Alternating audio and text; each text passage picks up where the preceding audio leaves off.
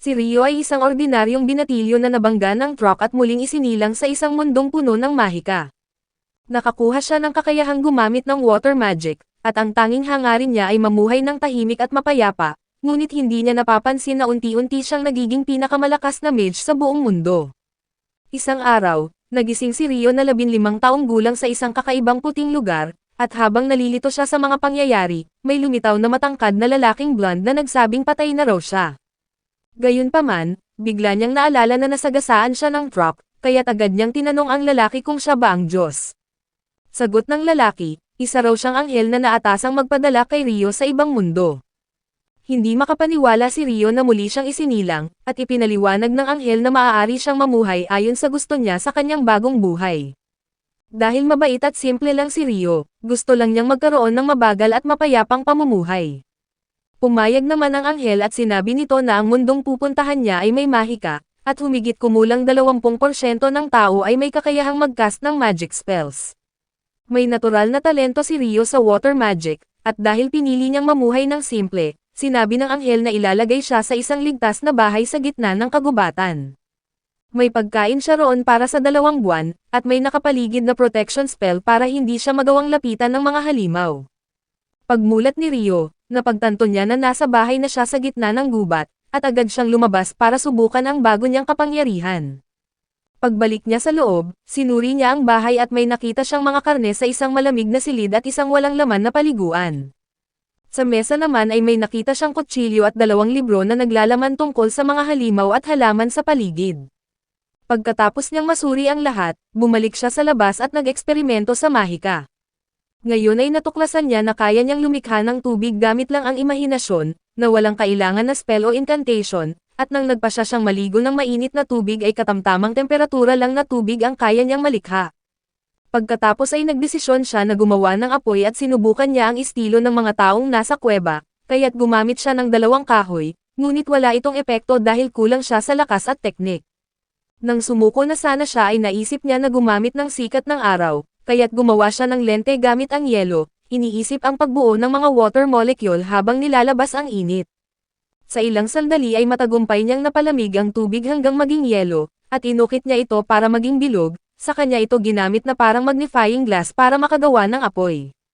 Dahil doon, na-e-enjoy niya ang mainit na tubig habang naliligo sa gabi, at napagtanto niya na kaya niyang gumawa ng mainit na tubig kung gagamitin niya ang kaalaman ng modernong siyensya sa mahika. Kinabukasan, habang kumakain ng pinatuyong karne ay naisip ni Rio na kailangan niyang palakasin ang kanyang attack power, dahil darating ang araw na mauubos ang kanyang pagkain at kakailanganin niyang maghanap ng mga halimaw. Sinimulan niya ang kanyang pagsasanay sa pamamagitan ng pagpapakawala ng water ball papunta sa puno, at tinamaan niya ito agad, ngunit wala naman itong pinsala. Gayunpaman ay hindi siya nawalan ng pag-asa at sinubukan naman niya ang high-pressure water magic, pero kulang ang lakas at hindi man lang tumama sa puno, na para lang daw siyang umihi mula sa kamay niya. Sa mga puntong ito ay unti-unti siyang nadidismaya, pero naalala niya ang sinabi ng anghel, na ang susi ng mahika ay ang imahinasyon at gagaling lamang siya sa pamamagitan ng paulit-ulit na pagsasanay.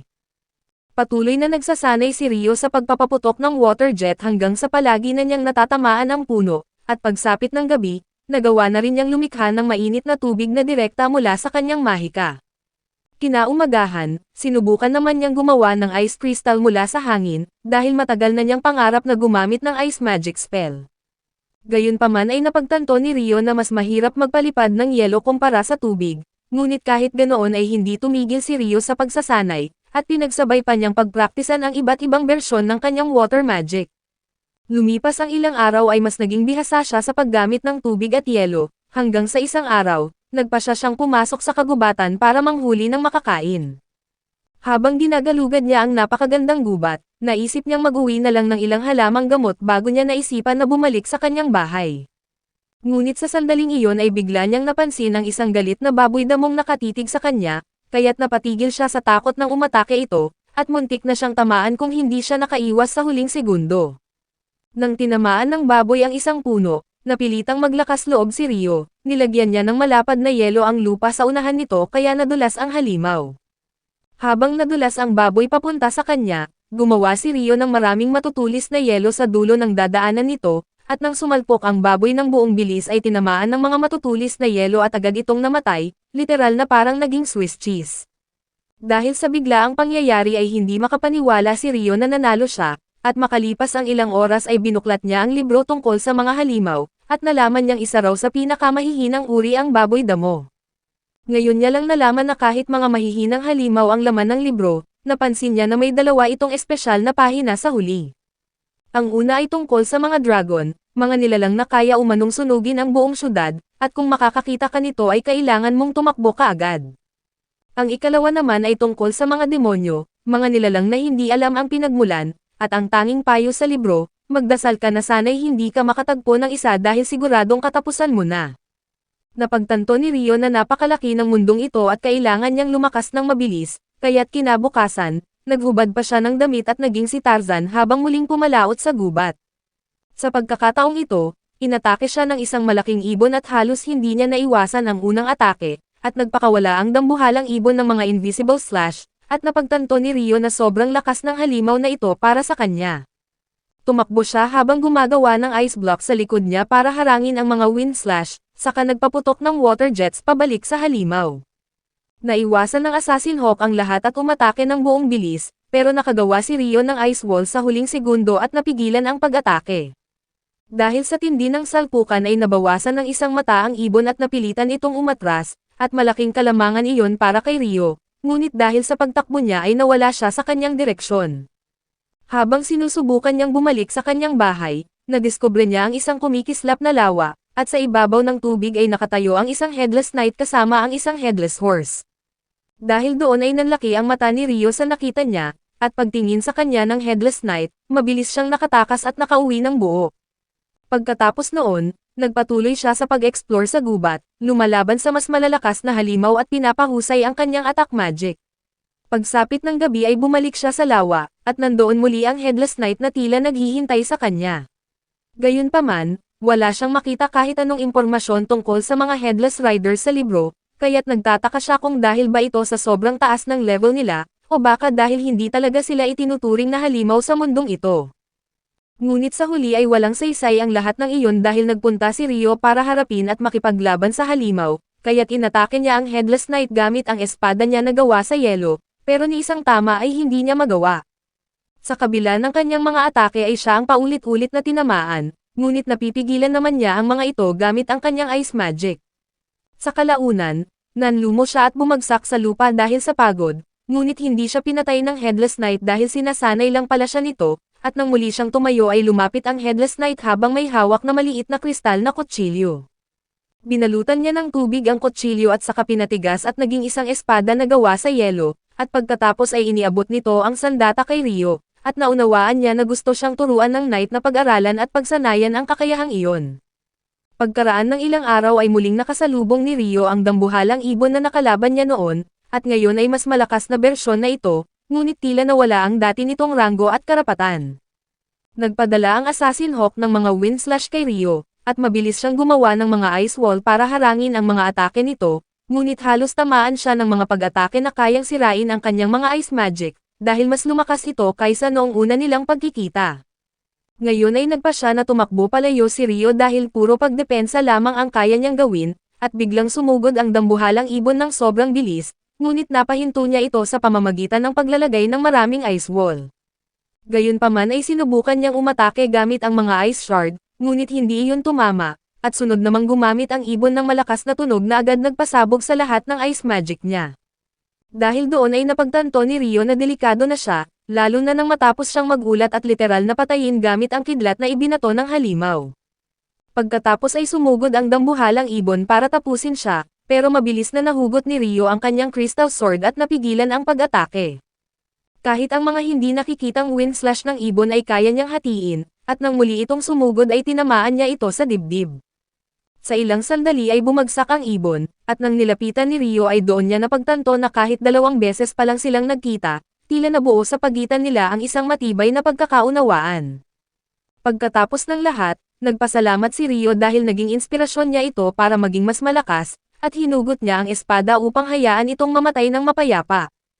Habang pauwi na si Rio ay laking gulat niya nang biglang lumitaw ang isang dragon sa kanyang harapan, at inakala niya iyon na ang kanyang huling araw, ngunit laking gulat niya nang nagsalita ang dragon sa pamamagitan ng pagpapadala ng mensahe sa kanyang isipan.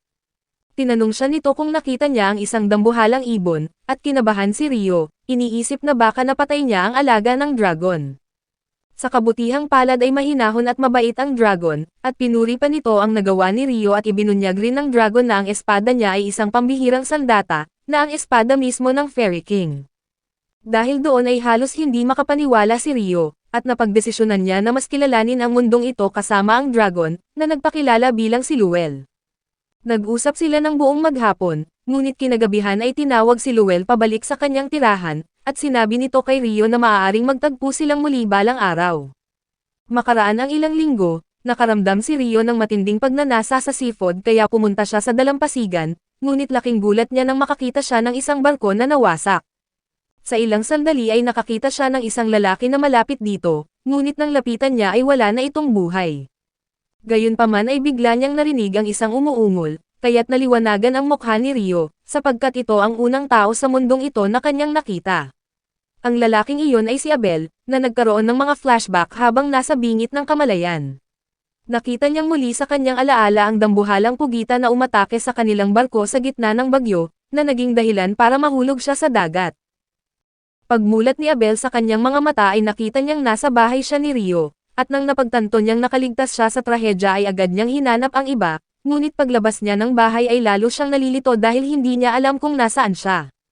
Bigla naman siyang nilapitan ni Rio mula sa likod na ikinagulat ni Abel, dahil kahit isa siyang bihasang mandirigma ay hindi niya naramdaman ang paglapit nito.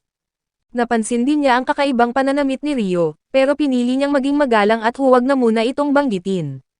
Nagpakilala siya at nagpasalamat kay Rio sa pagligtas sa kanya, at sinabi naman ni Rio na siya lang ang natulungan niya, dahil patay na ang lahat nang makita niya ang mga kasamahan nito. Gayunpaman ay sinabi ni Abel na huwag na itong mag-alala dahil mga smuggler lang naman sila, pero bago pa siya makapagpaliwanag, biglang tumunog ang kanyang kumakalam na tiyan.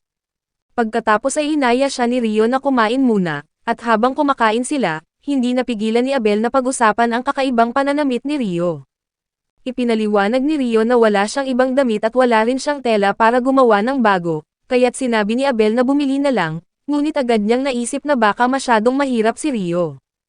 Ipinaliwanag naman ito ni Rio, sinasabing siya lang ang nakatira sa lugar na ito, at nang tinanong ni Abel kung nanghuhuli ba siya ng pagkain ay tumango si Rio. Nang tanungin naman kung kutsilyo lang ang gamit niya, ipinakita ni Rio ang kanyang water magic, at sinabing karaniwan siyang gumagamit ng mahika para maghanap ng pagkain. Dahil doon ay humanga si Abel dahil kalahati lang sa kanilang populasyon ang may kakayahang gumamit ng magic, at kabilang siya sa kalahating walang kakayahan, kaya't nabigla si Rio dahil sinabi ng anghel sa kanya na 20% lamang ang may kakayahan. Pagkatapos ay hiniling ni Abel na dalhin siya ni Rio sa dalampasigan dahil may kailangan siyang patunayan, at habang naglalakad ay sinabi niya na siya dapat ang humarap kung may panganib, dahil ayaw niya na siya ang palaging inililigtas. Pinayagan naman siya ni Rio, at nang makarating sila sa nawasak na barko ay nakita nilang nawala ang lahat ng mga bangkay, kaya't inakala ni Abel na kinuha ang mga ito ng halimaw sa dagat, at muli siyang nagpasalamat kay Rio sa pagsagip sa kanya. Sinabi niya na hindi niya natagpuan ang hinahanap niya at gusto niyang hanapin ang kanyang mga kasama, pero malayo silang itinapon ng bagyo, kaya hindi niya alam kung anong direksyon ang dapat niyang tahakin. Bigla siyang nakaisip ng ideya at tinanong si Rio kung gusto niya na sumama sa kanya na ikinagulat ni Rio. Ngunit ipinaliwanag ni Abel na kailangan niya ng gabay pabalik, at tutulungan niya rin si Rio na makahanap ng trabaho para gumanda ang buhay nito. Matagal itong pinag-isipan ni Rio at sa huli ay pumayag siya na sumama kay Abel pabalik sa lungsod, at sa kalaunan ay malungkot niyang tinignan ang kanyang hardin na pinaghirapan niyang alagaan dahil kailangan niya itong iwan. Nang gabing iyon, sinabi niya kay Abel na may babalikan lang siyang tao, at kahit nagtataka si Abel ay pinili niya na hindi na ito pag-usapan pa. Nagpunta si Rio sa lawa upang kausapin ang Headless Knight, at sinabi niya na aalis siya ng matagal mula sa kagubatan, at nagpasalamat siya dahil tinuruan siya nitong lumaban. Pagkatapos ay inilabas niya ang kanyang espada, at sinabing magsasanay siya ng mas matindi ngayong gabi. Hinugot ng Headless Knight ang kanyang espada, at agad namang sumugod si Rio, tinutulak siya pabalik gamit ang sunod-sunod at walang humpay na atake. Matapos ang mahabang laban ay napagod si Rio at bumalik ang Knight sa lawa, at nagpasalamat muli si Rio, ngunit nanatiling tahimik ang Knight. Pagkarating nito sa dati niyang pwesto ay bigla itong lumingon, at mula sa ilalim ng tubig ay inangat niya ang isang mahiwagang armor, na isang pamamaalam na regalo. Dahil sa kanyang ipinakitang kabaitan, napaiyak si Rio sa tuwa at muling nagpasalamat bago umuwi. Kinabukasan, naghanda na sina Rio at Abel para sa kanilang paglalakbay, at naging emosyonal si Rio habang inaalala ang lugar na matagal na niyang tinitirhan. Sa gitna ng kagubatan ay nakasalubong nila ang isang mabangis na baboy ramo, at sinabi ni Abel na siya na ang bahala, na agad siyang sumugod at hinugot ang kanyang espada at ginamit ang isang combat skill na literal na pumatay sa halimaw sa pamamagitan lang ng isang atake. Dahil doon ay namangha si Rio at nagtanong kung ano ang combat skills, at ipinaliwanag ni Abel na iyon ay kakayahang ginagamit ng mga mandirigma na may dalang sandata. Kinagabihan ay nagpahinga sila sa loob ng isang puno, at sa mga sumunod na araw ay nagpatuloy sila sa paglalakad.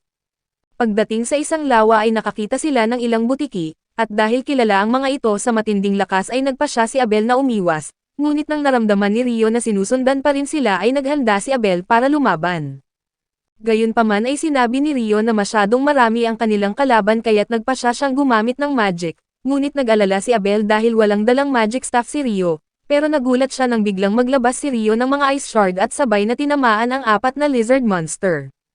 Pagkatapos ng laban, tinanong ni Abel kung anong magic spell ang ginamit niya, at sumagot si Rio na karaniwang ice magic lang iyon. Gayunpaman ay nagulat si Abel dahil ang mga wind mage na kilala niya ay isang beses lang makapag-cast ng atake, pero si Rio ay 4 agad, at sinabi ni Rio na baka problema lang iyon sa wind magic dahil normal lang ang gumamit ng maraming spell sa water magic. Dahil walang masyadong alam si Abel tungkol sa mahika, naisip niya na hindi na ito kailangang pag-usapan at hinikayat si Rio na magpatuloy sa paglalakbay, ngunit bago sila umalis ay gumawa si Rio ng 2 baso gamit ang yelo at nilagyan niya ng tubig.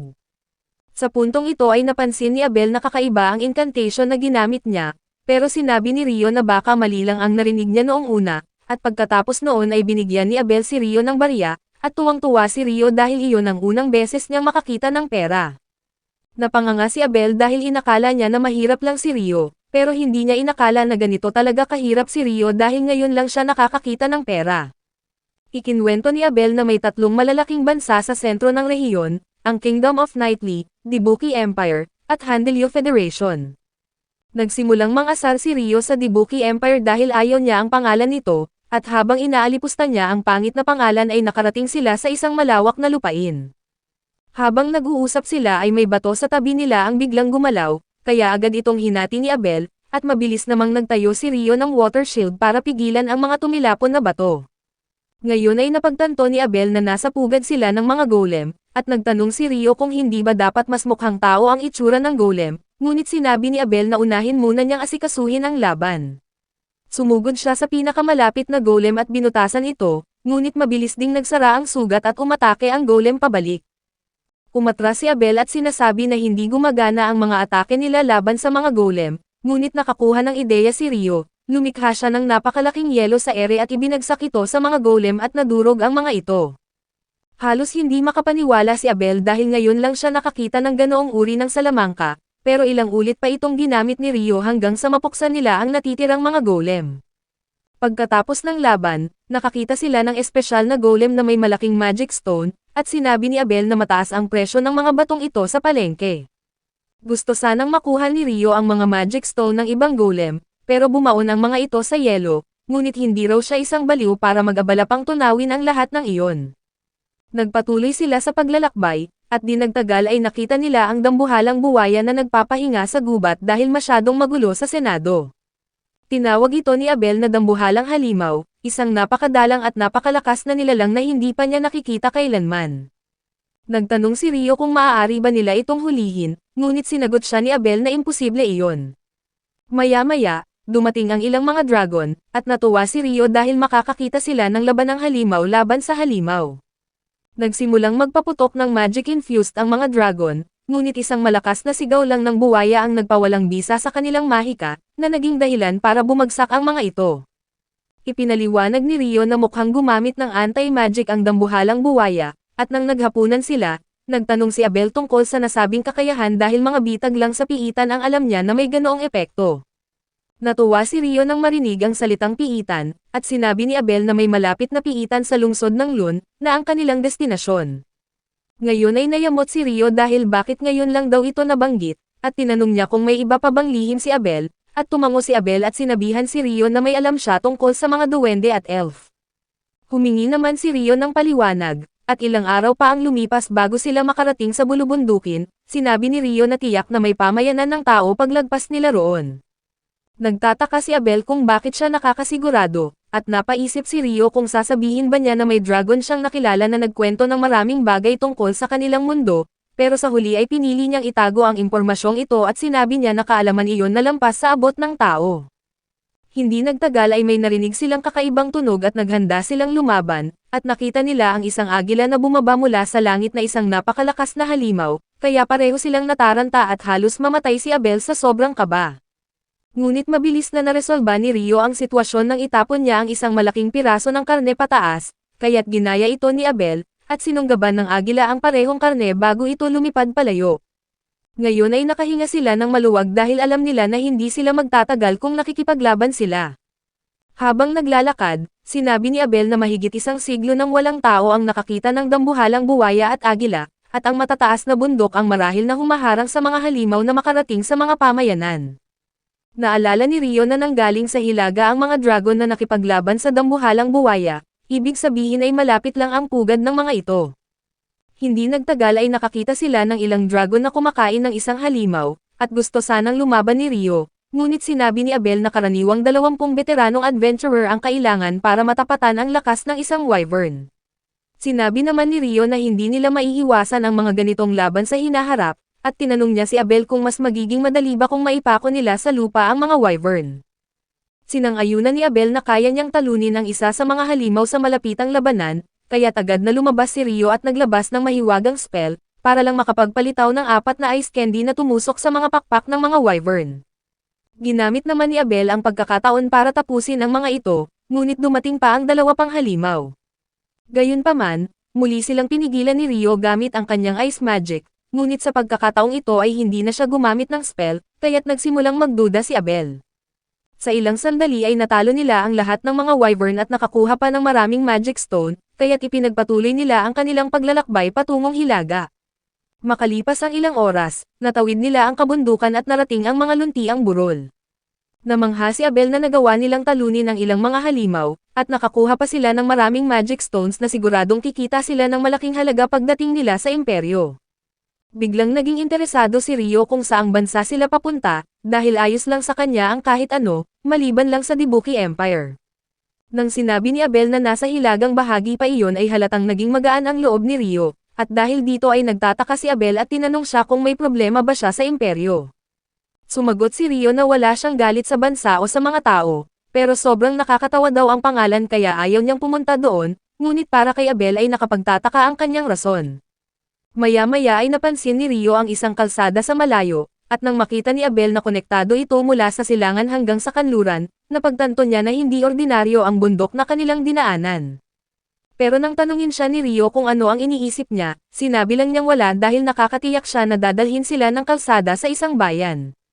Nasasabik si Rio sa kanyang ideya na makakatulog sila sa totoong kama, at inirekomenda naman ni Abel na tikman niya ang pagkain sa bayan.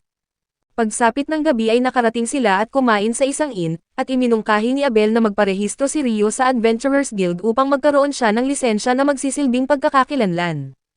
Ipinaliwanag pa ni Abel na hindi na niya kailangang magbayad ng buwis kapag pumapasok sa mga lungsod kung mayroon siyang lisensya, at ipinaalala pa ni Abel na siya ang nagbayad ng isang silver coin para makapasok silang dalawa. Agad naman siyang tinukso ni Rio, na para bang nagtatala si Abel ng bawat barya na ginastos niya para sa isang kaibigan. Dahil sa kanyang sinabi, medyo nagalit si Abel pero nagpatuloy sa pagpapaliwanag. Sinabi niyang kung sasali si Rio sa guild, sila rin ang bibili ng magic stone at monster materials sa magandang presyo. Dagdag pa niya, mga wizard lang ang marunong gumamit ng mga materyales na iyon, kaya nagkaroon ng interes si Rio, ngunit hindi na siya nakapagtanong nang dumating ang waitress na dala ang paborito niyang pagkain.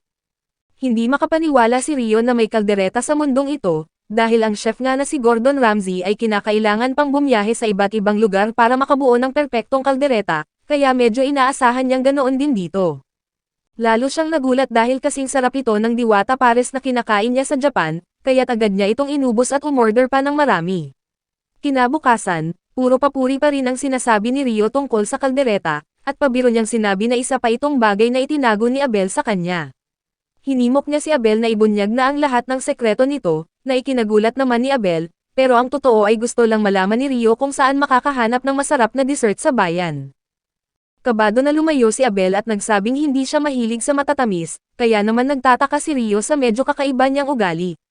Gayunpaman, ipinagpatuloy nila ang kanilang paglalakbay, at di nagtagal ay narating nila ang bayan ng Lun na napapalibutan ng malalawak na taniman ng palay. Pagdating nila sa tarangkahan, agad na nakilala si Abel ng bantay na si Nimmer, at labis itong nagulat dahil ilang buwan na siyang nawawala. Ipinaliwanag ni Abel na hindi maganda ang nangyari at nakabalik lang siya dahil kay Rio, at nagpasalamat si Nimmer kay Rio sa pagsagip sa kaibigan niya at masiglang kinamayan si Rio, bago siya muling makipagkwentuhan kay Abel. Pagkapasok nila sa bayan, sinabi ni Abel kay Rio na kailangan nilang dumiretso sa guild, dahil maaari nitong mapataas ang kanyang ranggo sa mismong araw ng kanyang pagpaparehistro. Ayon sa kanya, karaniwang F-rank ang ibinibigay sa mga bagong adventurer, ngunit kung may B-rank pataas na magre-rekomenda, maaaring agad silang magsimula bilang D-rank. Nang makarating sila sa guild, masaya at nagulat ang lahat na makita si Abel, at agad siyang pinalibutan na para bang isang tanyag na tao.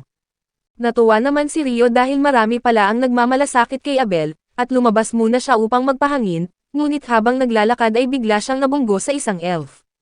Nabighani si Rio sa kanyang matutulis na tenga at magandang mukha, ngunit tila hindi rin mapigilan ng elf ang tumingin sa kanya dahil sa kanyang baluti.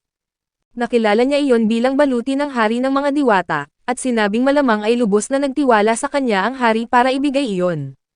Hindi naintindihan ni Rio ang ibig niyang sabihin, ngunit nagpaalam na agad ang elf dahil nagmamadali raw siya, sabay sabing sana'y magkita silang muli.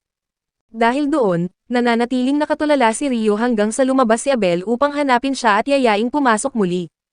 Ipinakilala siya ni Abel sa kanyang mga kaibigan bilang kanyang tagapagligtas, at nagpasalamat ang lahat kay Rio, at unti-unti na niyang nagustuhan ang mga papuring natatanggap niya.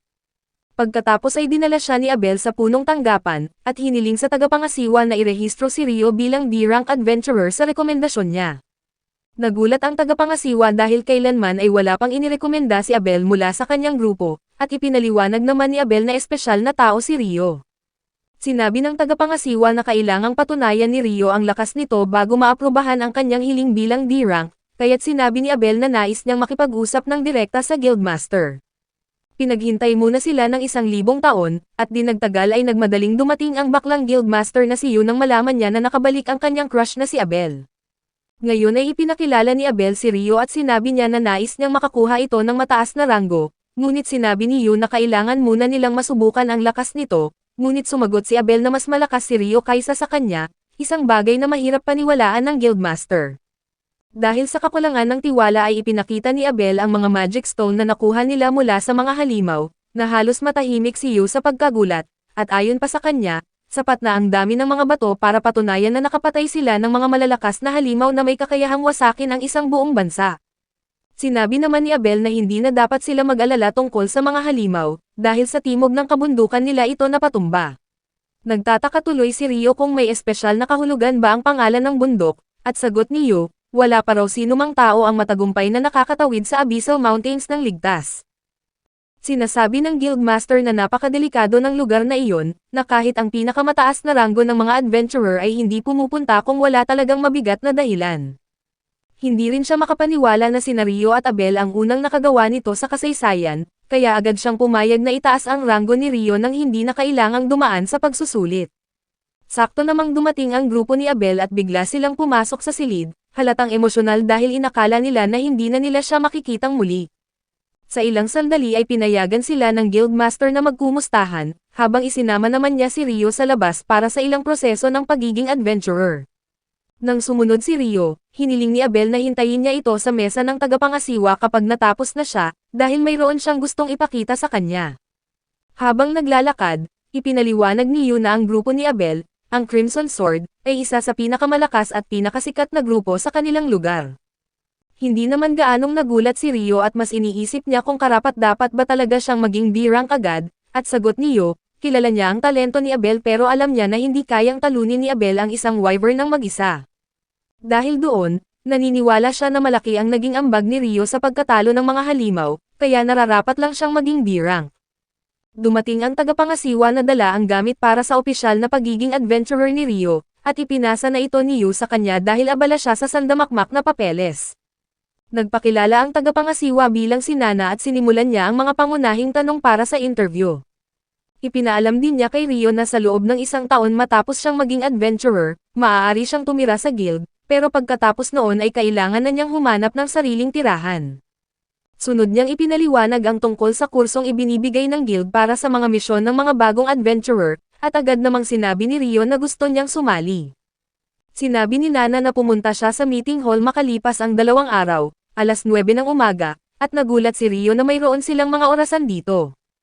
Pagkatapos ng ilang katanungan ay sinimulan ni Nana ang aktwal na proseso ng pagiging adventurer, at inutusan niya si Rio na ilagay ang kamay sa kristal na aparato. Pagkapatong ng kamay ni Rio, kinuha nito ang kanyang biometrics at inilipat ang impormasyon sa isang bakal na nasa ibabaw, na naging kanyang opisyal na guild card.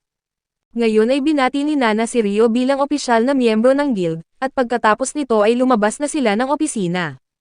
Maya-maya, dinala siya ni Abel para mamasyal sa bayan, at gusto raw niyang bigyan si Rio ng damit at isang magic staff bilang pasasalamat sa pagligtas sa kanya. Natutuwa si Rio sa mga damit pero nagtataka siya tungkol sa magic staff, at ipinaliwanag ni Abel na kailangan ng bawat mage ang magic staff, ngunit sumagot si Rio na kaya naman niyang gumamit ng magic kahit walang gamit.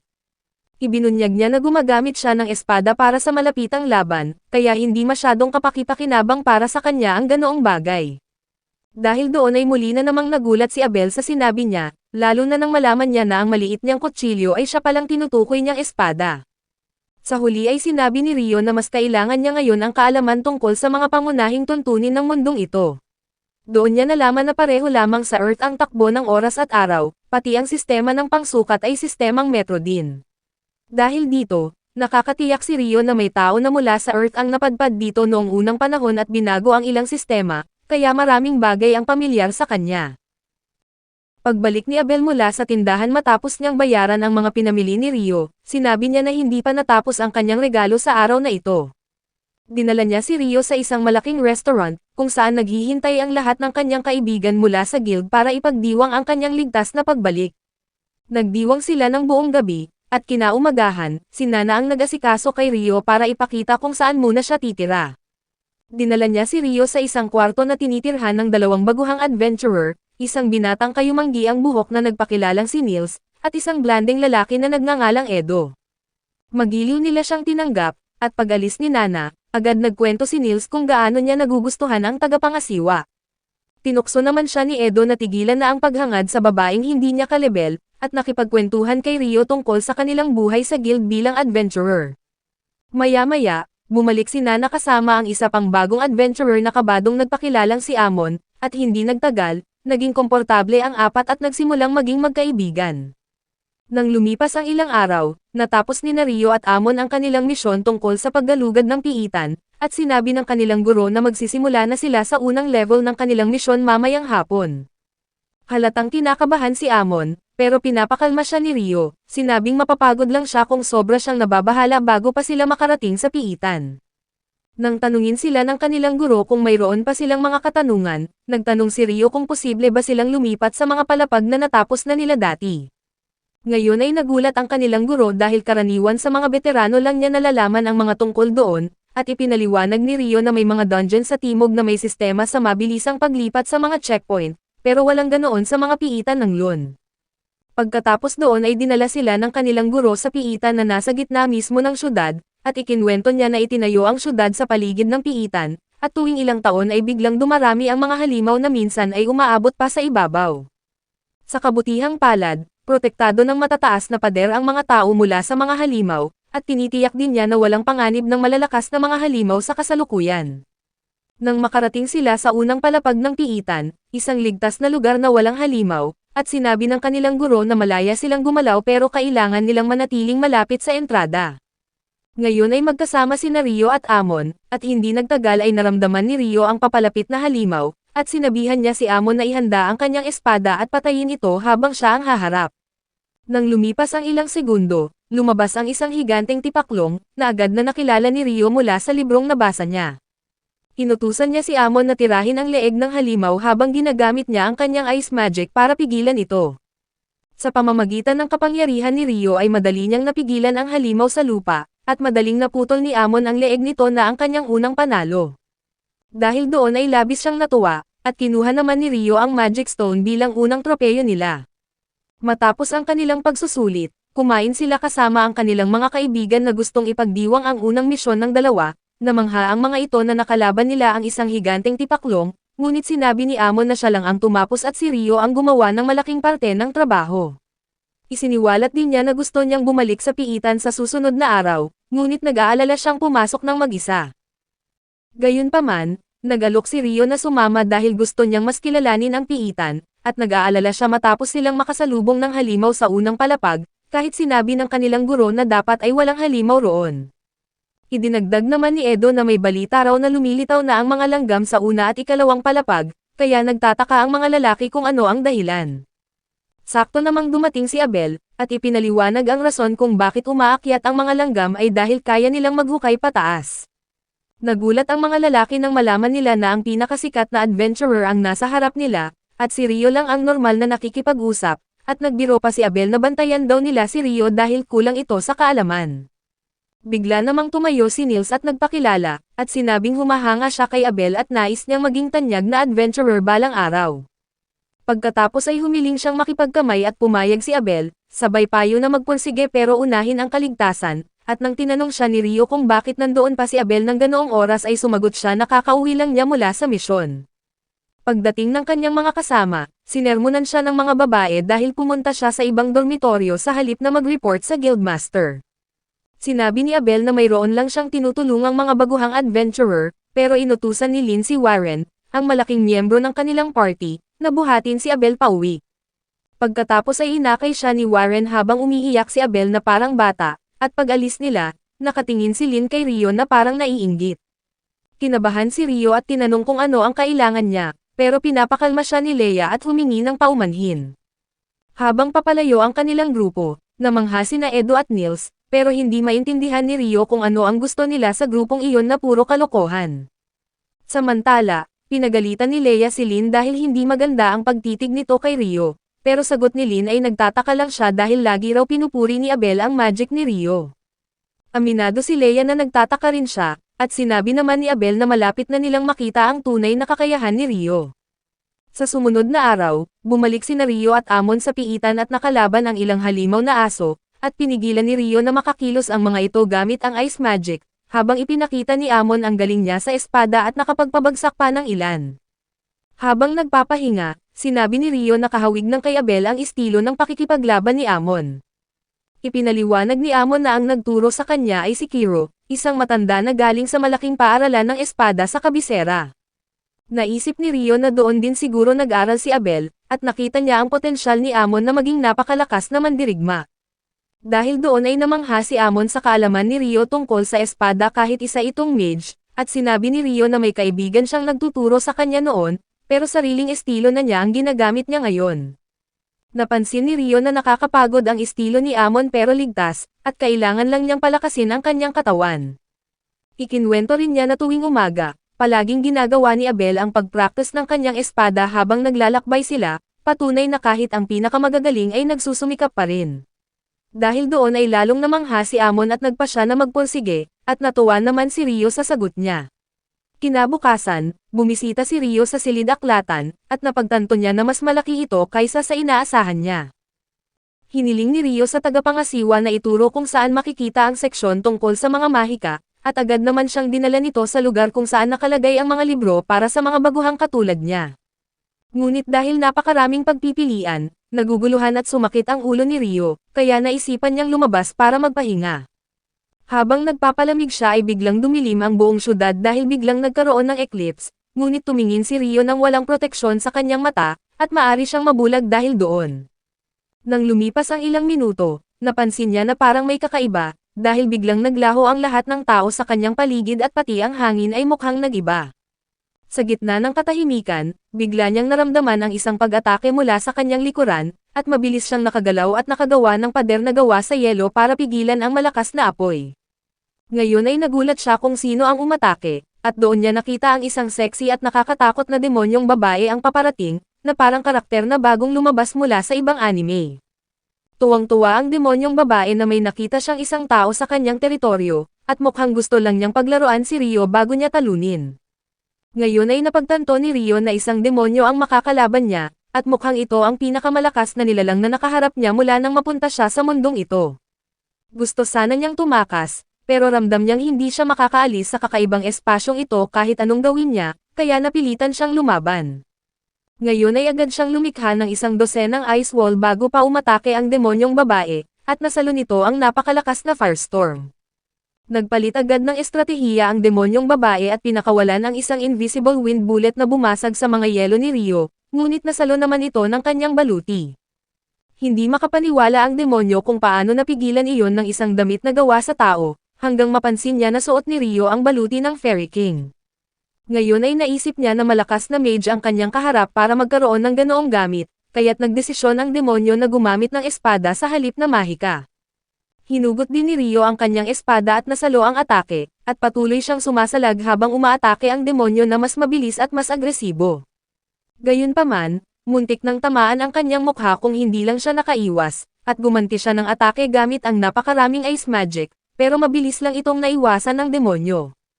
Sa kabila nito ay hindi niya napapansin na unti-unting nagtatapos ang solar eclipse habang nagsasayang siya ng oras sa paglalaro. Sa ilang sandali ay napansin ni Rio na gumagamit ng wind magic ang demonyo para bumilis at tumalon ito para tapusin si Rio, ngunit agad niya itong nasalo ng hindi nahihirapan dahil kahit mabilis ito, hindi pa rin kasing tindi ng mga atake ng Headless Knight na nagturo sa kanya. Ngayon ay napamangha ang demonyo at nagtanong kung sino ba talaga si Rio, at bakit suot niya ang baluti at espada ng Fairy King, at nang sinubukan niyang tirahin si Rio ng fireball ay agad itong nabura ng kanyang ice magic. Ngayon ay nagalit ang demonyo at nagpasya na tapusin siya bago pa lumala ang laban, kaya't sunod-sunod ang malalakas niyang atake, ngunit kampanteng napipigilan ni Rio ang kanyang bawat hampas. Nakita ni Rio ang pagkakataon para gumanti, at dahil sa kanyang ginawang atake ay napaatras at nataranta ang demonyo, ngunit nang mapagtanto niya na ito na ang hinihintay niyang sandali ay pinakawalan niya ang sunod-sunod na ice shards. Binalot ng demonyo ang kanyang sarili ng nagliliyab na apoy para pigilan ang lahat, at nang lumakas pa ang mga atake ay gumawa siya ng pader para protektahan ang kanyang sarili. Gayunpaman ay binago ni Rio ang kanyang mahika, gumamit siya ng high-pressure water jets na kayang wasakin ang mga bato at makasakit sa demonyo. Nagulat ang demonyo nang makita niya na nasasaktan siya sa kanyang mga atake, ngunit maswerte lang siya dahil basta lang sumusugod si Rio nang walang tinitingnan dahil sa kapal ng usok. Nang nagpasya si Rio na tapusin na ang demonyo, agad siyang tumalon patungo kay Rio para pigilan ang kanyang atake. Habang nagbabanggaan sila sa ere, napansin ni Rio na ang mga sugat ng demonyong babae ay mabilis na naghihilom.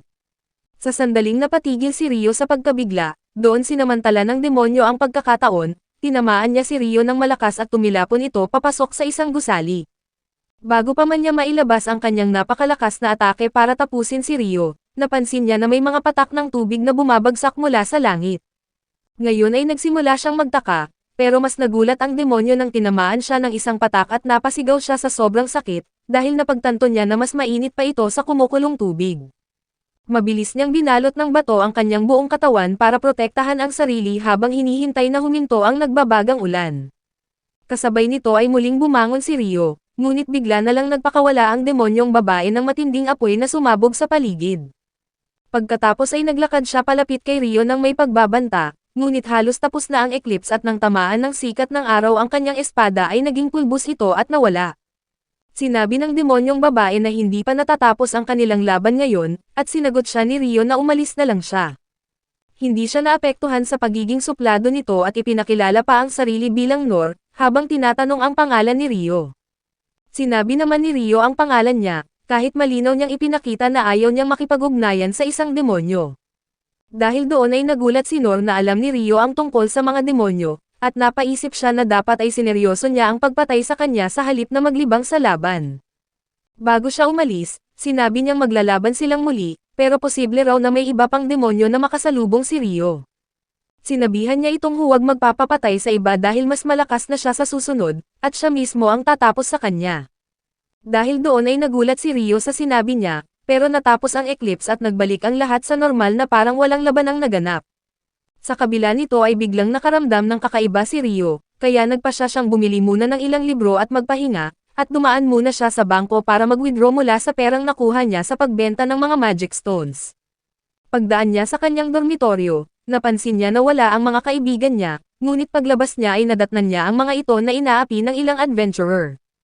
Tinawag ni Nils at Edo si Dan at ang mga tauhan nito na duwag dahil inatake sila habang sugatan, ngunit sagot ng leader na pwede rin mangyari iyon sa piitan kapag naunahan sila ng mga halimaw at mamatay sila. Gayunpaman, bigla na lang nawalan ng malay ang mga kasamahan ni Dan nang atakihin sila ni Ryo mula sa likod. Sinabi niya kay Dan na tama ang sinabi nito, at buti sana kung naririnig niya rin ang sarili niyang payo.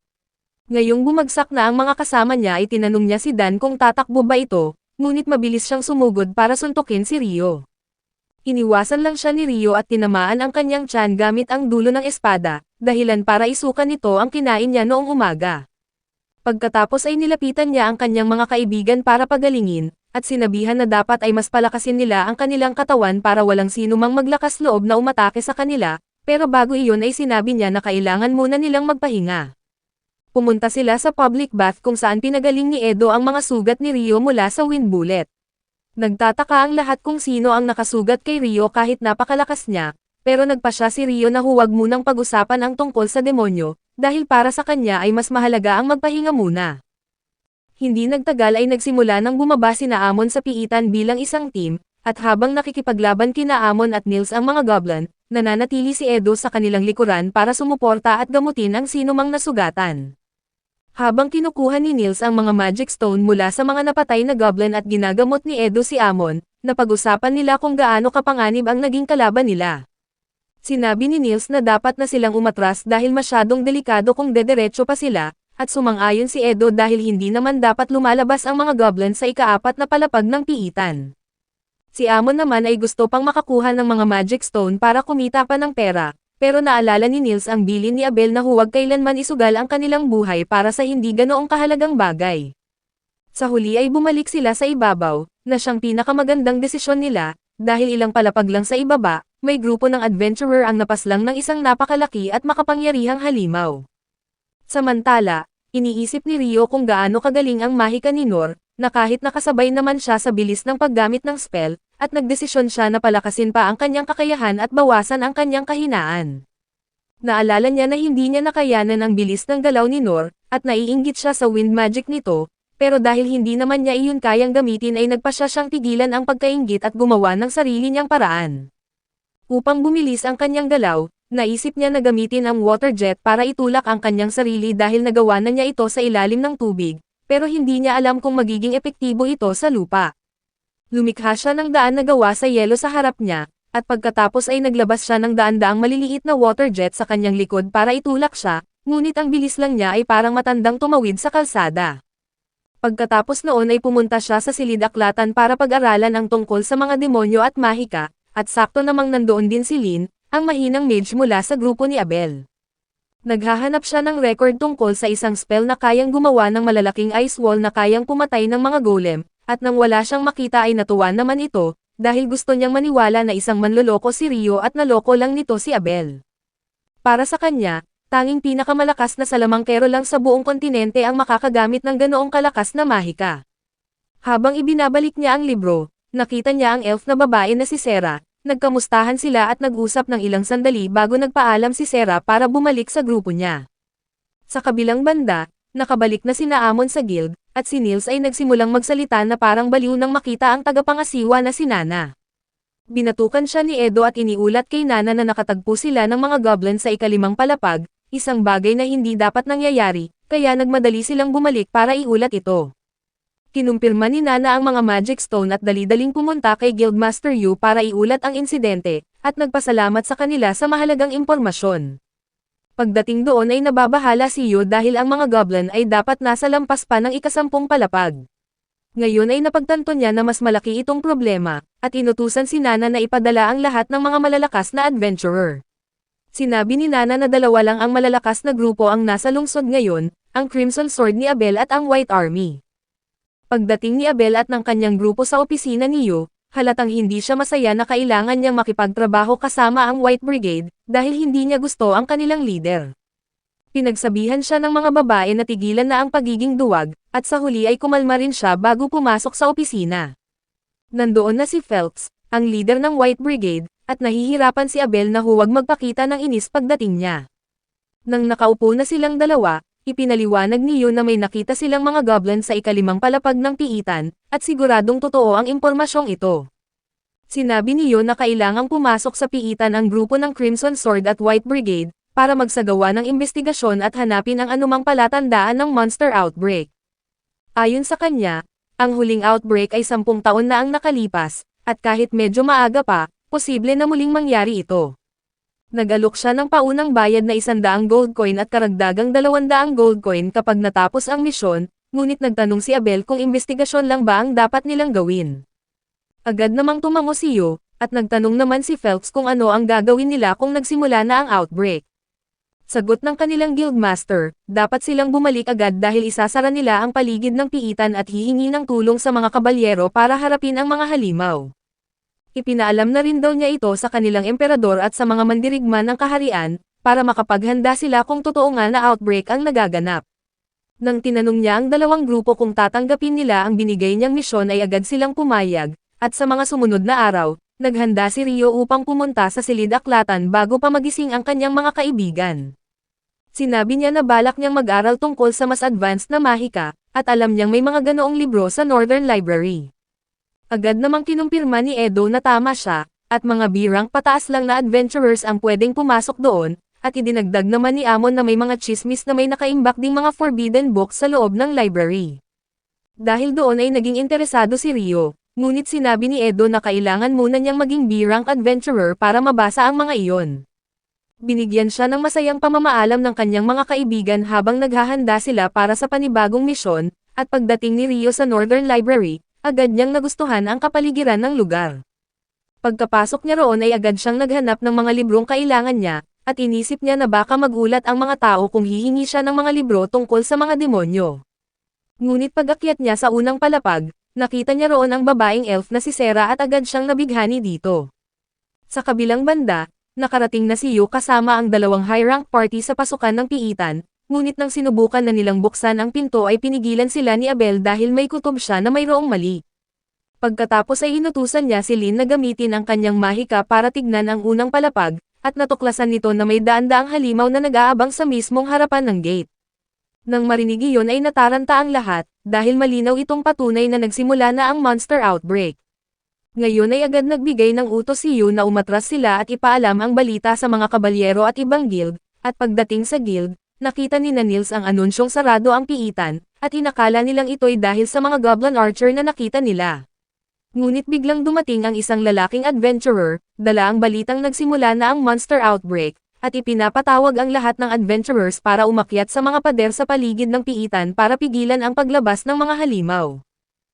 Samantala, nagtinginan pa rin si Rio habang nangyayari ang lahat, hanggang sabihin ng dalaga na muli silang nagkita. Nagpakilala sila sa isa't isa, at tinanong ni Sarah kung mayroon ba siyang hinahanap na espesyal. Halos masabi na ni Rio na tungkol sa mga demonyo ang hinahanap niya, pero agad niya itong itinago at sinabi na gusto niyang pag-aralan ang mahika para lumikha ng golem. Humanga si Sarah sa kanyang ambisyon dahil hindi madaling gumawa ng golem, ngunit ipinaliwanag niya na walang partikular na librong nakatuon sa paggawa nito. Gayunpaman, inanyayahan niya si Rio na sumunod sa kanya dahil alam niya kung aling mga libro ang makatutulong ng husto, dahil halos kabisado na raw niya ang buong silid-aklatan. Habang naglalakad sila, napunta ang usapan sa mga libro at sa mga adventurer, at ibinunyag ni Sarah na siya ang nag-iisang miyembro ng isang B-rank adventurer party na tinatawag na Wind. Nabanggit ni Rio na may nagsabi sa kanya na iisang elf lang ang nasa lungsod, at ipinaliwanag ni Sarah na bihirang makihalubilo ang mga elf sa tao, maliban sa kanya dahil kakaiba siya. Sa kabilang banda, nakarating na ang lahat ng adventurer sa mga pader ng piitan, at hindi nagtagal, nabasag ng mga halimaw ang mabigat na gate.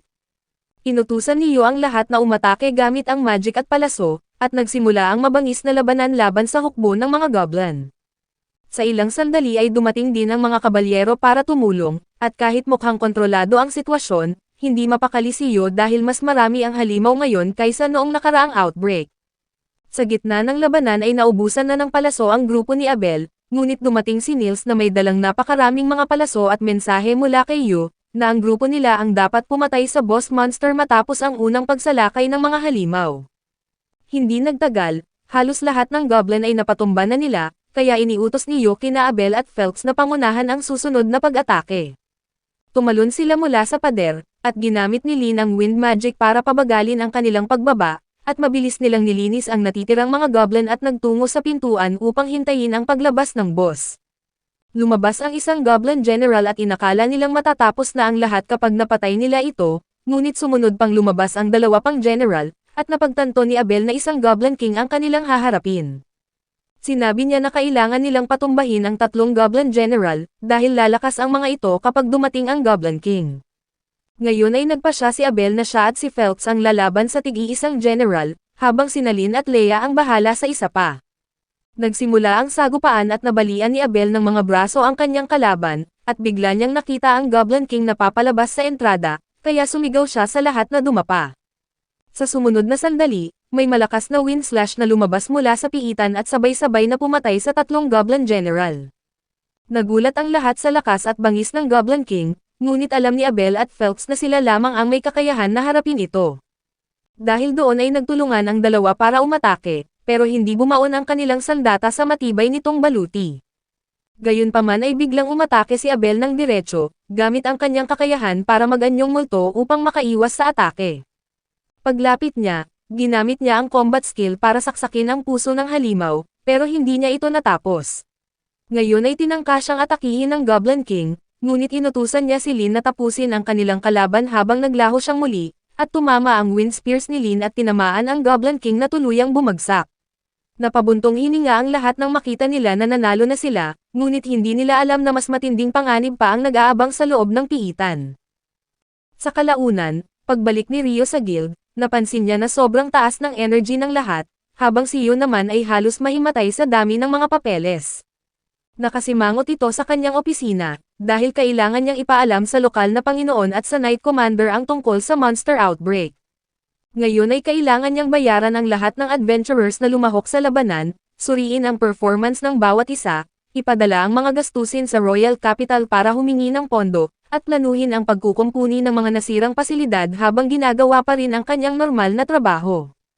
Ang kanyang tanging ginhawa lang ay isang buwang pagsasara ng piitan, pero alam niya na may ibang problema itong idinudulot. Samantala, nalaman ni Rio mula sa mga kaibigan niya na nagkaroon nga ng monster outbreak sa piitan, at nalutas ito dahil sa dalawang pinakamalakas na party.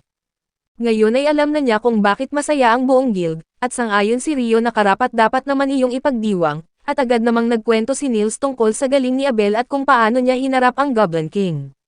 Idinagdag naman ni Edo na si Lin ang tumapos sa halimaw gamit ang Bullet Rain, ang pinakamataas na uri ng wind magic. Sinabi naman ni Amon, kahit ang Bullet Rain ay naiiwasan ni Abel nang hindi man lang gumagalaw, at nagtataka siya kung paano iyon nangyari. Pagdating ni Abel, ipinaliwanag nito na ginamit niya ang sword skill na Perfect Shadow, na nagbibigay daan para makaiwas sa lahat ng mga pag-atake.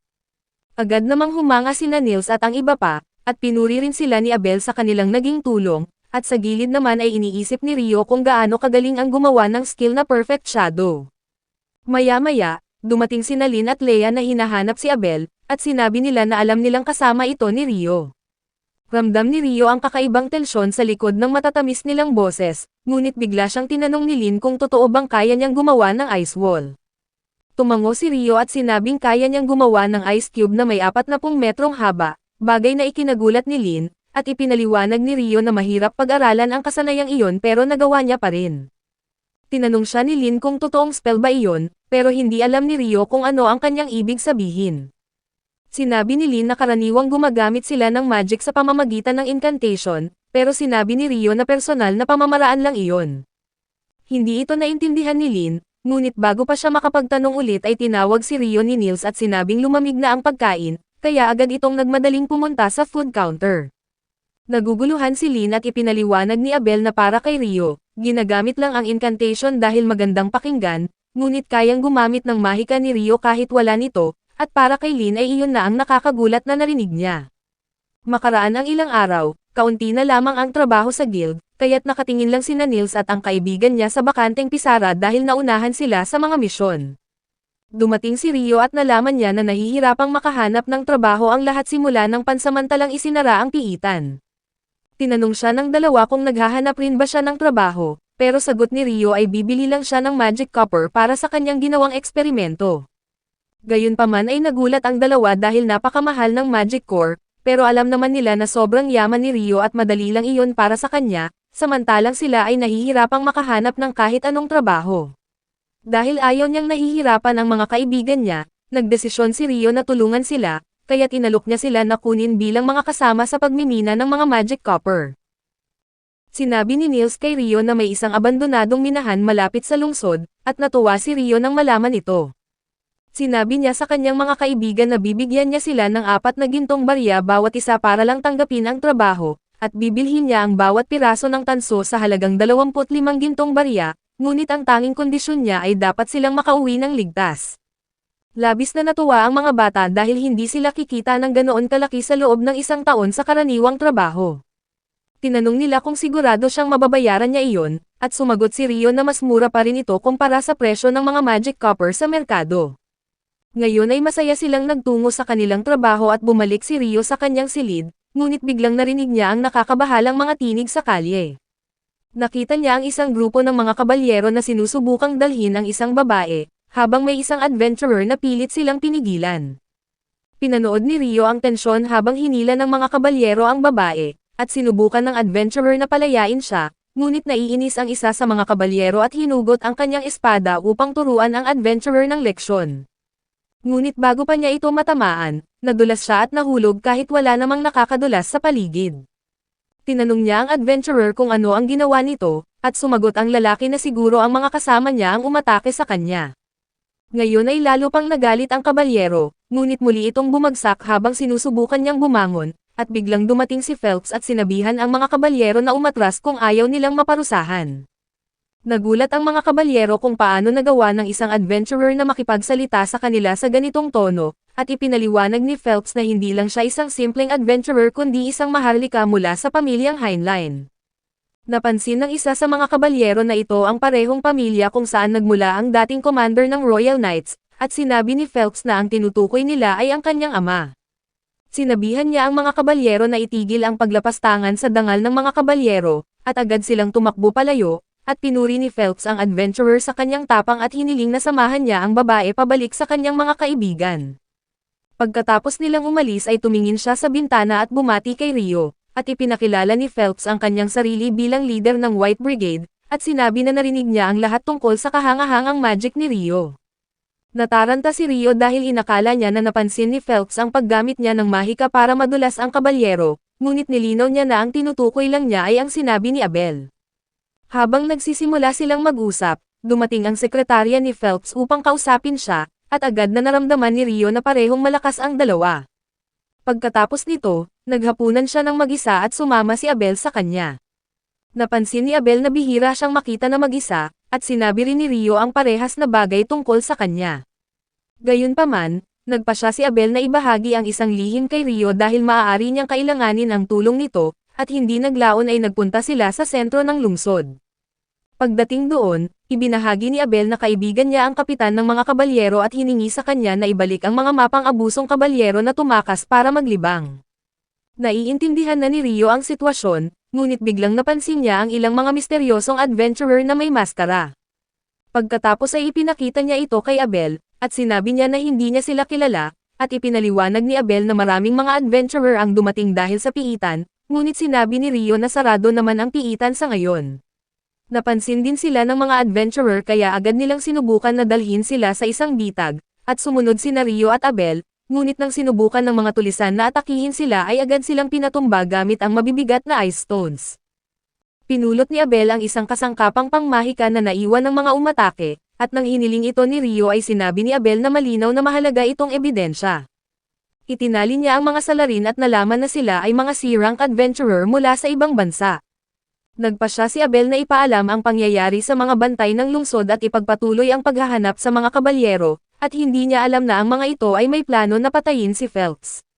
Nang subukan ng mga kabalyero na umatake, hindi na sila makagalaw, nauna na pala silang maparalisa ng kanyang sekretarya gamit ang mga karayom na may lason. Pagkatapos nito, nagpakawala siya ng isang makapangyarihang apoy na tuluyang pumatay sa mga kabalyero, hanggang sa maging abo na lang ang natira. Kinabukasan, dumating ang isang research team mula sa kabisera, upang siyasatin ang piitan matapos ang pag-atake ng mga halimaw. Agad na nagkaroon ng matinding pagtatalo sina Yu at ang pinuno ng grupo na si Clive, dahil sa hindi makatwirang mga kahilingan nito. Iginiit ni Clive na maglaan ang lungsod ng pagkain at supply para sa kanyang grupo, kahit kapos na kapos ang lungsod, at nais din niyang buksan ang piitan para sa kanilang pananaliksik. Hindi sumang-ayon si Yu sa kanyang ideya, sinasabing napakadelikado ng pagbubukas ng piitan matapos ang outbreak, ngunit ipinahayag ni Clive na may buong pahintulot siya mula sa bagong ministro ng Dungeon Exploration.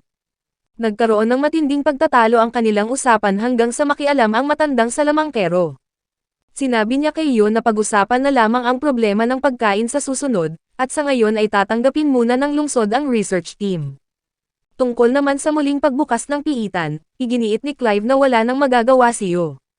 Pumayag si Yu, ngunit may kondisyon, kung may mangyaring masama sa lungsod o sa mga mamamayan dahil sa pagbubukas ng piitan, ang buong responsibilidad ay kailangang sagutin ng ministeryo.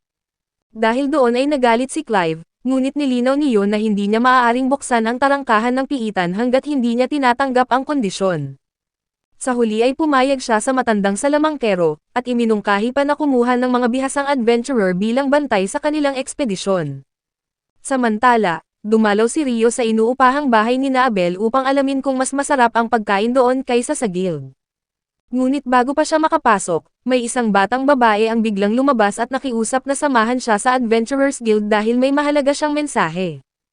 Kahit gutom na gutom si Rio, pumayag siyang tumulong, at pagdating doon ay iniabot ng babae ang liham kay Abel. Nalaman niya na mula ito sa dating guro ni Abel sa kabisera ng lungsod, na humihiling ng tulong sa kanya para sa research team na mag-iimbestiga sa piitan. Nag-alinlangan si Abel, dahil naalala niya na maraming taon na ang nakalipas nang pumasok ang isang makapangyarihang A-rank party sa piitan matapos ang outbreak, at hindi na sila kailanman nakabalik. Pinayuhan siya ni Rio na tanggihan ang kahilingan, at pagkatapos ay bumalik sila sa kanyang dormitoryo upang kumain. Ipinakilala ng babae ang kanyang sarili bilang si Natalia, isang baguhang salamangkero mula sa isang kilalang pamilya na gumagamit ng water magic. Agad siyang tinanong ni Lin kung may alam siyang salamangka para lumikha ng ice wall sa mataas na lugar. Umamin si Natalia na wala siyang alam dahil nagsisimula pa lamang siya sa pag-aaral ng mahika. Tinanong niya kung may kakilala ba silang kayang gumawa nito, at sinabi nila na ang lalaking nagngangalang Rio, na ang naghatid sa kanya ang may kakayahan. Nagulat si Natalia nang marinig ito, habang muling pinuri ni Abel si Rio. Pagkatapos ng lahat, mahigpit na inutusan ni Abel ang kanyang grupo na huwag nilang subukang labanan si Rio, dahil kahit pagsamasamahin pa sila ay hindi nila ito matatalo. Sa huli, sinabi rin niya kay Natalia na kung kakailanganin niya ng tulong at hindi niya sila makita, si Rio ang agad niyang lapitan. Kinabukasan, naghanda ang research team na pumasok sa piitan, at sa huli ay pumayag si Abel na magsilbing tagabantay nila. Kilala niya ang matandang salamangkero mula pa noon, kaya napag-usapan nila ang mana detector, isang kagamitang kayang magpadala ng mana mula sa loob ng piitan patungo sa ibang grupo na nakapwesto sa labas. Pagkalipas ng 3 araw, narating ng research team ang ikapitong palapag ng piitan, ngunit wala silang natuklasang kakaiba. Samantala, halatang nagmamadali si Clive at ang kanyang grupo mula sa Royal Academy, na tila may hinahanap na mahalagang bagay, at pinili ni Abel na huwag na lamang pansinin ang mga mayayabang na tulad nila. Sa labas naman ng piitan, patuloy na nakakatanggap ng mga ulat ang mga mababang ranggong adventurer tungkol sa mga nangyayari sa loob, pati na rin ang mga trabahong maaari pa nilang tanggapin habang bawal pa silang pumasok. Gayunpaman ay may isang tanong na bumabagabag kay Rio, at tinanong niya si Yu tungkol sa kulay ng mga magic stone na nahulog mula sa mga halimaw noong naganap ang outbreak. Ipinaliwanag ni Yu na napakahalaga ng kanyang obserbasyon, dahil lahat ng goblin ay naghulog ng dilaw na magic stone, kahit na dapat ay berde ang mga iyon. Kasabay nito, sa loob ng piitan, natagpuan ng grupo ni Clive ang isang kahinahinalang tarangkahan na may kakaibang enerhiya. Ngayon ay inakala nila na isa itong portal patungo sa isang malayong lugar, kaya inilatag nila ang kanilang mga kagamitan sa paligid nito, ngunit nang sinubukan nilang hawakan ang tarangkahan ay bigla na lamang silang naglaho. Nabigla si Natalia na siyang kumukuha ng mga datos, dahil kasabay ng kanilang pagkawala ay bigla na lamang huminto ang lahat ng signal. Sa kabutihang palad, napunta silang lahat sa iisang lugar, at agad na siniguro ni Abel ang kaligtasan ng kanyang grupo bago muling makipag-usap sa nakatatandang salamangkero. Samantala, inutusan ni Clive ang kanyang mga tauhan na siyasatin ang kakaibang kapaligiran na kanilang kinalalagyan, at binalaan silang mag-ingat dahil hindi nila alam kung anong panganib ang maaaring nagtatago roon. Kasabay nito, lumapit ang kanang kamay ni Clive at tinanong kung ano na ang susunod nilang gagawin. Bagamat wala siyang malinaw na plano, napagtanto ni Clive na mali ang dati niyang hinala na nagmula sa ika-38 palapag ang mga halimaw, at ngayon ay napag-alaman niya na nagmula ang mga ito sa misteryosong lugar sa kabilang panig ng tarangkahan. Itinuring niya ito bilang isang napakalaking tagumpay, at naniwalang dahil dito ay mabilis siyang aangat sa posisyon ng isang ministro. Habang palihim siyang ngumingiti, may isang mananaliksik na nagturo sa ilang halimaw sa malayo na kahawig ng mga nakakatakot at di pamilyar na mga nilalang. Sa labas ng piitan, labis na nag-aalala sina Natalia at ang kanyang grupo dahil sa pagkawala ng signal. Sa ilang sandali ay bigla itong bumalik at ipinakitang nasa ika-40 palapag ang exploration team, ngunit agad din itong nawala. Sa mga sandaling iyon, dumating ang isang lalaking nagngangalang Christopher, at ipinakilala ang kanyang sarili bilang kinatawan ng Magic College. Sa kabila ng pagiging magkaribal ng kanilang mga organisasyon, hiniling niya sa mga mananaliksik na ibahagi ang anumang impormasyon na kanilang nalaman. Ipinaliwanag ni Christopher na ilang minuto lamang ang nakalipas nang biglang maglaho ang mga pumasok sa piitan, at kung hindi agad nila mauunawaan ang mga nangyayari ay baka patay na ang lahat. Inamin niya na kumuha siya ng mga adventurer upang pumasok sa piitan, ngunit nang susundan na sana niya sila pababa ng hagdan ay bigla rin silang naglaho. Lubhang nagulat ang mga mananaliksik sa kanilang narinig, at kinumpirma ng kanilang pinuno na halos kasabay ding naglaho ang kanilang sariling team. Makalipas ang ilang sandali, muling lumitaw ang signal, na nagpakitang nasa ika-40 palapag ang grupo, bago ito tuluyang nawala muli. Nabigla si Christopher sa kanyang narinig, dahil wala pang sino man ang nakalagpas sa ika-38 palapag ng piitan, at alam niya na kahit ang mga B-rank na grupo ay mahihirapang makalagpas sa ika-30 palapag.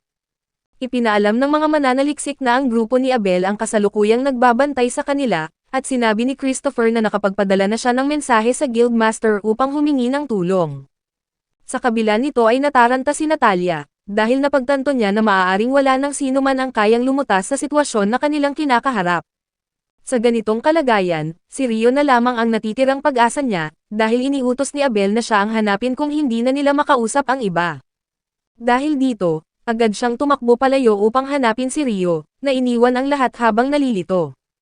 Kasabay nito, nakarating kay Yu ang balita tungkol sa pagkawala ng grupo ng mga mananaliksik, na agad nagdulot ng matinding pag-aalala. Nagpasya siya na pumunta kaagad sa entrada ng piitan at inutusan ang tagapangasiwa na ilagay sa paghahanda ang lahat, ngunit mahigpit na ipinagbilin na huwag munang maglabas ng anumang impormasyon, hanggat hindi niya personal na nakukumpirma ang sitwasyon. Samantala, nagpunta si Rio sa loob ng aklatan ngunit wala siyang makitang kapakipakinabang na libro. Pagdating niya sa unang palapag, tahimik na hiniling ni Rio na muling makita ang elf na si Sarah, ngunit parang tinugon ng tadhana ang kanyang hiling, dahil namataan siya ni Sarah habang nagbabalik ng mga aklat. Agad na lumapit si Rio at sa kanilang pag-uusap, ipinaliwanag niya na naghahanap siya ng mga libro tungkol sa mga nagdaang solar eclipse, kabilang na ang paglusob ng mga halimaw upang maikumpara niya ang mga ito. Sinabi ni Sarah na alam niya kung saan eksaktong matatagpuan ang mga dokumentong iyon at inanyayahan siyang sumunod. Habang sila'y naglalakad, ipinaliwanag ni Rio ang kanyang teorya na may kaugnayan ang panahon sa paglitaw ng mga halimaw. Sumang-ayon si Sarah at sinabi na sa kanyang mahabang buhay, napansin niya na laging may nagaganap na solar eclipse bago magsimula ang isang outbreak. Gayunpaman, hindi pa raw siya nakasaksi ng isang ganap na solar eclipse tulad ng naganap ilang araw lamang ang nakalipas, bagamat napag-aralan na niya ang tungkol doon, nagulat siya kung paano nabuo ni Rio ang ganoong impormasyon. Ngayon ay kinabahan si Rio, dahil hindi niya maaaring sabihin na nakipaglaban siya sa isang demonyo sa gitna ng eclipse. Upang maiwasan ang pagdududa, binago niya ang usapan at nagtanong tungkol sa kulay ng mga magic stone na nakuha mula sa mga halimaw, at nagtataka siya kung ano ang dahilan na nakakaapekto rito. Tinanggap ni Sarah ang pagbabago ng paksa at ipinaliwanag na ang edad ng halimaw ang pangunahing dahilan. Sumagot si Rio na iyon din ang itinuro sa kanya ni Abel sa kanilang paglalakbay, at idinagdag na nagtataka siya sa mga dilaw na magic stone na nakuha mula sa mga halimaw noong outbreak. Nalilito si Sarah sa impormasyong iyon, dahil karaniwang maputlang mga magic stone ang nakukuha sa mga bagong silang na halimaw, at inaakala niya na ang matatanda at makapangyarihang halimaw ng piitan ang lumalabas tuwing may outbreak. Sumang-ayon si Rio at sinabing ibang usapan ang mga mahihinang goblin, ngunit ang mga Goblin General at ang Goblin King ay hindi dapat lumabas ng piitan matapos silang mabuo. Bagamat tila hindi natural ang nangyayari, sinabi rin niya na ang sapilitang paglikha ng napakalaking hukbo ng mga halimaw ay mangangailangan ng napakalaking halaga ng mana. Naalala ni Sarah ang ilang lumang libro na nagsasabing maputlang dilaw rin ang kulay ng mga magic stone na nakuha mula sa isang nakaraang outbreak. Pagkatapos ay tinanong niya si Rio kung nais nitong makita ang mga luma at sirang dokumentong iyon, masayang tinanggap ni Rio ang kanyang alok, at dinala siya ni Sarah sa isang hindi gaanong kilalang bahagi ng aklatan. Samantala, sa loob mismo ng piitan, patuloy na tinatalakay ni Abel at ng nakatatandang salamangkero ang insidente ng misteryosong tarangkahan. Bagamat wala pang nakakaalam kung saang lugar sila eksaktong naroroon, tinanong ng matandang salamangkero ang isang mananaliksik kung maayos pa bang gumagana ang kanilang mga kagamitan sa lugar na iyon. Sinuri niya ang mana detector at nakumpirma niya na maayos pa itong gumagana, at naniniwala siya na alam na ng data collection team ang kanilang kalagayan at magpapadala ng tulong sa lalong madaling panahon. Gayunpaman, nag-aalala ang nakatatandang salamangkero na baka hindi umabot sa tamang oras ang kanilang tulong, kaya't tinanong niya si Leia kung may kakaibang pakiramdam ba ang lugar. Matagal niya itong pinag-isipan at napagtanto niya na kahawig ito sa loob ng isang sanctuary square, ang pinakamataas na antas ng depensibong mahika. Ipinaliwanag niya kina Abel at sa iba pa na tanging ang pinakamakapangyarihang mga pari lamang ang kayang gumamit ng ganoong spell, at itinuturing itong isang banal na himala na kayang pigilan ang anumang uri ng pag-atake. Doon naunawaan ni Abel na kung sila ay nasa loob ng isang patibong ay hindi na sila makakalabas, at wala rin ang sinuman mula sa labas ang makakapasok upang tumulong. Sumang-ayon ang salamangkero, at idinagdag ni Leia na kung hindi nila makita ang hangganan ng harang, nangangahulugan ito na napakalawak ng lugar. Ngayon ay ramdam ni Abel na lalo pang lumala ang kanilang sitwasyon, kaya inutusan niya si Lin na gamitin ang kanyang mahika upang alamin kung may mga halimaw sa paligid. Agad na sinunod ni Lin ang kanyang utos at natukoy ang humigit kumulang 1,000 tao sa malapit, kasama ang halos 50 nilalang na hindi pa niya nakita. Napagpasyahan ni na Abel at ng salamangkero na ang mga taong iyon ay sina Clive at ang kanyang grupo, kaya nagpasya silang puntahan ang mga ito dahil malamang ay hindi nila alam ang panganib na kasama nila. Samantala, nakarating si Yu sa pasukan ng piitan at nakipagkita kina Christopher at sa mga mananaliksik. Nawalan siya ng pag-asa nang marinig na natagpuan ang research team sa ika-40 palapag, dahil kahit ipadala pa ang lahat ng adventurer sa bayan, imposibleng mailigtas ang mga ito. Sinabi rin ni Christopher na masyado nang mapanganib ang pumasok sa piitan sa ganitong sitwasyon, at sumang-ayon si Yu, at wala na siyang ibang magagawa kundi ipagdasal na ligtas sina Abel at ang iba pa. Samantala, nasa matinding panganib sina Clive at ang kanyang mga tauhan, dahil inaatake sila ng mga hindi kilalang kaaway. Ang ilan sa kanila ay nakapagtago sa loob ng kanilang mga magic barrier, habang ang iba ay walang awa na tinutugis ng mga impyernong apoy. Nang tuluyang magpakita ang mga umaatake, agad na napagtanto ni Clive na sila ay mga devil, isang uri ng halimaw na naiiba sa mga demonyo. Bagamat nabasa lamang niya ang tungkol sa kanila sa mga aklat, alam niyang napakadelikado ng mga ito.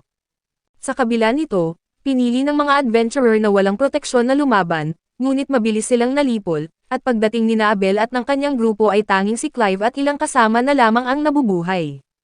Nakilala ni Leia at ng nakatatandang salamangkero ang mga kaaway bilang mga devil, at sila ay nababahala dahil sinasabing ang mga ito ay immune sa mahika at higit na mas malakas kaysa sa mga tao. Naniniwala si Leia na wala silang pag-asang manalo, ngunit nagpasya ang matandang salamangkero na lumaban kahit ano pa ang magiging resulta. Sa kanyang utos, pinakawalan ng mga salamangkero ang isang napakalakas na pag-atake ng mahika, na malubhang nakakapinsala sa mga devil, at nagulat si Leia nang makita niya na epektibo ang mahika laban sa kanila. Ipinaliwanag ng salamangkero na hindi kailanman napatunayan ang sinasabing hindi sila nasasaktan ng mahika, at isa lamang itong haka-haka.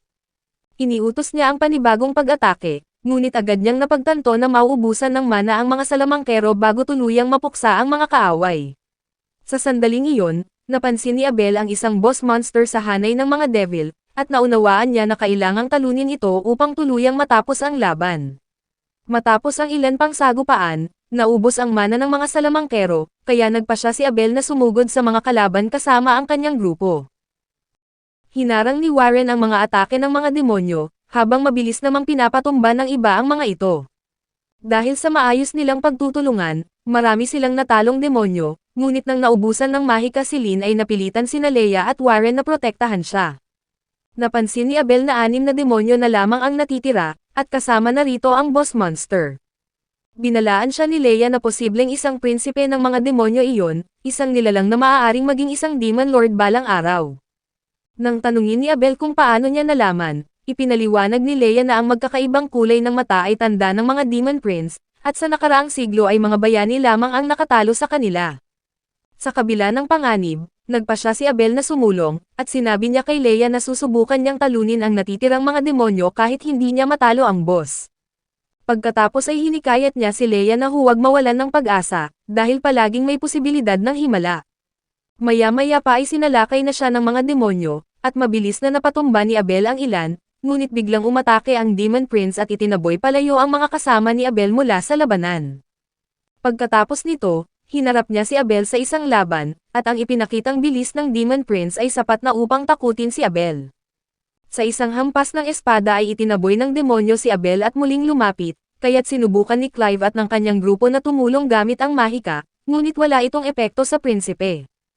Sa halip, pinaulanan sila ng mga bala ng mga alipin nitong demonyo, sinira ang kanilang mga panangga at pinilit silang umatras. Dahil sa desperasyon, isinugal ni Abel ang lahat sa paggamit ng isang kakayahan na nagbibigay sa kanya ng napakabilis na pag-iwas sa mga atake. Nagawa niyang mapigilan ang espada ng prinsipe at nakakita ng pagkakataon para umatake, ngunit naiwasan ito ng kalaban at inatake siya at tinamaan ang kanyang balikat. Ngayon ay bumagsak si Abel sa lupa, at nang hindi na siya makagalaw ay itinaas ng demonyo ang kanyang espada upang tapusin siya. Napahiyaw si Leia sa takot na mawala si Abel, ngunit biglang bumagsak si Rio mula sa itaas ng lupa sa ika-40 palapag upang iligtas sila. Nagulat ang lahat sa kanyang pagdating, at malugod na tinanong ni Rio si Abel kung ayos lang siya, at sinabi nito na umuwi na sila dahil nag-aalala ang lahat sa kanya. Hindi pa rin makapaniwala si Abel at sinabi niya na hindi sila maaaring umalis dahil sa napakalakas na kalaban sa harap nila, ngunit mahinahon namang sinabi ni Rio na siya na ang bahala. Nang magulat si Abel ay ipinaliwanag niya na ang kalaban ay isang prinsipe ng mga demonyo, ngunit pinigilan siya ni Rio at sinabi na isa lamang itong baklang demonyo kaya mahina pa. Walang nakakaintindi kung ano ang tumatakbo sa isip ni Rio, habang wala siyang ipinakitang takot na lumapit sa mga demonyo. Sinubukan siyang salakayin ng mga demonyong nasa likuran, ngunit pinawalang bisa ni Rio ang kanilang mga pag-atake gamit ang mga yelong sibat. Pagkatapos ay lumikha siya ng malakas na water jet sa likuran nila na agad na pumutol sa kanilang mga ulo, at sa huli ay matapang niyang hinarap ang prinsipe ng mga demonyo. Hinugot ni Rio ang kanyang espada at sinabi sa baklang demonyo na tapusin na nila ang laban, dahil wala siyang oras sa ganitong mga kaartehan. Sa pagbabalik tanaw, nalaman ni Natalia na natrap sina Abel at ang kanyang grupo sa ika-40 palapag ng piitan. Agad niyang hinanap si Rio, ngunit wala ito sa kanyang dormitoryo, at sinabi ng kanyang mga kasama na malamang ay nasa Northside Library siya. Kahit hindi niya alam kung nasaan iyon, mabilis siyang tumakbo matapos makuha ang direksyon. Sa kabutihang palad ay nasalubong niya si Rio sa daan, at agad siyang nakiusap na magpunta sa sentro ng lungsod dahil nasa panganib sina Abel at ang kanyang grupo. Nagpa siya si Rio na alamin ang buong detalye habang naglalakbay, at agad niyang isinakay si Natalia sa isang karwahe na gawa sa yelo patungo sa piitan. Habang hinila niya ang karwahe papunta sa tarangkahan ng piitan, nalaman niya ang tungkol sa mga misteryosong pagkawala ng mga tao sa loob nito. Ngunit ang mas ikinagulat niya ay kung bakit siya nilapitan ni Natalia, at ipinaliwanag nito na iniutos ni Abel na hanapin siya kung sakaling kailanganin niya ng tulong at wala siya roon. Agad na naunawaan ni Rio ang sitwasyon, at mabilis siyang nagtungo sa piitan. Gayunpaman ay sinubukan siyang pigilan ng mga gwardya, sinasabing bawal siyang pumasok, ngunit gumawa lamang siya ng mga pader ng yelo upang harangin sila at madaling nakapasok. Napagtanto niya na masyadong matagal kung daraan pa siya sa normal na ruta papunta sa ika-40 palapag, kaya ginamit niya ang malalakas na water jet upang direkta siyang makapunta roon. Hindi nagtagal, nakaharap niya ang prinsipe at hinamon niya ito na maunang umatake. Ngayon ay naghanda si Rio, at nang umatake ang demonyo, mabilis siyang umiwas at malinis niyang tinamaan ang leeg nito. Dahil doon ay inakala niya na mabagal ang halimaw at tapos na ang laban, ngunit laking gulat niya nang pulutin lamang ng prinsipe ang kanyang sariling ulo, at ibalik ito sa dating pwesto na parang walang nangyari. Dahil dito ay napagtanto ni Rio na may kakayahan itong mag-regenerate, kaya't nagpasya siya na subukan ang hangganan nito. kaagad siyang lumikha ng napakaraming water jets na dumurog sa katawan ng halimaw, at ang isa sa mga iyon ang tumama sa magic stone nito, dahilan upang tuluyang maglaho at maging alikabok ang prinsipe ng mga demonyo. Nabigla si Abel sa kanyang nasaksihan na walang kahirap-hirap na winasak ni Rio ang isang prinsipe. Nagpasalamat siya sa pagligtas sa kanilang lahat, at si Rio naman, na sobrang mahinahon, ay humiling na bayaran na lang siya ng hapunan ngayong gabi. Dahil doon, sinabi ni Abel na sagot na niya ang gastusin sa buong linggo na ikinatuwa ni Rio. Dumating si Leia at mahigpit na niyakap si Abel, habang ligtas namang dinala ni Warren ang walang malay na si Rin. Lumapit din ang matandang salamangkero upang magpasalamat kay Rio, na sumagot lamang na sinuwerte siyang nakarating sa tamang oras. Napansin ni Rio na marami na ang namatay bago pa siya dumating, at iminungkahi ni Abel na kunin ang mga magic stones ng mga demonyo, at gagamitin ang kikitain mula rito upang tulungan ang mga naiwang pamilya ng mga biktima. Sumang-ayon si Rio sa ideya, ngunit napunta ang atensyon niya sa mga halimaw na tinatawag na devil. Ipinaliwanag ni Abel na ngayon lang sila nakakita ng mga devil, dahil hindi raw ito lumalapit sa mga tao sa loob ng maraming siglo. Dahil doon ay gustong malaman ni Rio ang tungkol sa pagkakaiba ng demonyo at diablo, ngunit ipinagpaliban muna niya ang pagsasaliksik tungkol dito. Sinabi rin ni Rio na pagdating niya roon ay naramdaman niya ang isang kakaibang magic field sa paligid, na biglang nawala matapos niyang talunin ang kanilang boss. Ayon sa matandang salamangkero, iyon daw ay isang depensibong mahika na humaharang sa pagpasok at paglabas ng lugar. Sinabi ni Rio na habang nasa ika-39 na palapag siya, gumamit siya ng isang spell upang suriin ang paligid at may napansin siyang kakaiba na malapit sa hagdan. Pagkatapos ay iminungkahi niya na siyasatin ito sa kanilang pagbabalik dahil maaaring konektado ito sa insidente, at pumayag ang lahat. Bago sila umalis, kinuha nila ang kakaibang mga magic stones mula sa mga devil, mga batong kahit ang senior mage ay unang beses palang nakakita. Sinabi ni Leia na wala ni isang libro o halimbawa ng ganitong magic stones kahit sa mga museo at sa silid-aklatan ng simbahan. Idinagdag pa ng senior mage na ang mga devil ay sinasabing may kakayahang gumamit ng space-time magic, dahil bigla na lang silang sumusulpot. Ngayon ay naramdaman ni Rio na may mahalagang bahagi ng katotohanan ang kulang sa lahat ng mga impormasyong ito. Samantala, sa ibang piitan, ang isang grupo ng mga adventurer na pinamumunuan ng bayani na si Roman ay nakakita ng isang itim na altar, at ginamit nila ito upang buhayin ang Panginoon ng mga demonyo.